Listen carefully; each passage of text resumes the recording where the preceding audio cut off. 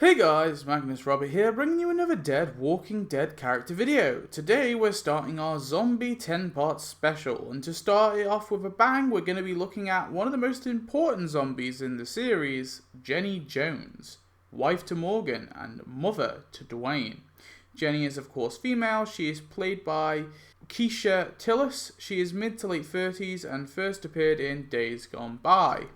Before the outbreak, Jenny was born and grew up in Raleigh, North Carolina. There she met a man named Duane Jones and they married. They soon moved to Macon, Georgia and lived there, and eventually Jenny was pregnant. She had trouble with keeping on weight no matter how much Chinese food Morgan brought her. She soon though gave birth to Duane, and the trio were your typical family.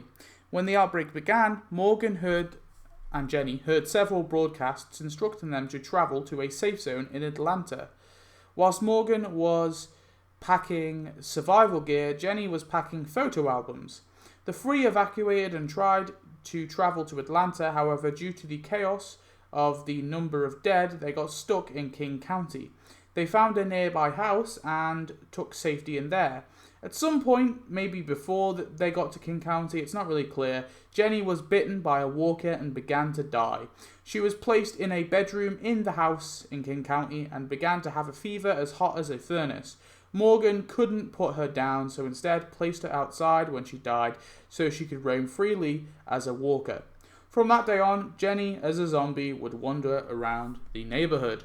In Season 1, Jenny first shows up at night wandering outside the house. She begins to strut towards the house before eventually walking to the porch. She strangely looks towards the spy hole where Rick is looking and peers into it, like she knows someone is there. Then she tries to open the door, twisting the doorknob. Very strange. After that, Jenny disappears and goes somewhere else, as in the morning she's not seen. The next day, we see a couple of pictures of Jenny before Morgan begins to shoot the dead, trying to find her. Morgan soon has Jenny in his sights, and he tries to kill her, but she just stands there and glances up towards him, causing him not to be able to do it. And that is the last we see of Jenny. In between Season 1 and 3, Morgan and Duane were searching for food in a house. Morgan went down to check a cellar, and whilst he did, Jenny found Duane in the house, standing in front of him. Duane had his gun up, but couldn't do it. Morgan called for him, he turned his head, and Jenny then attacked her only child. Jenny began to devour him, and Morgan finally shot his wife in the head, putting her down for good. R.I.P. Jenny Jones. Morgan explains this all in Season 3's Clear.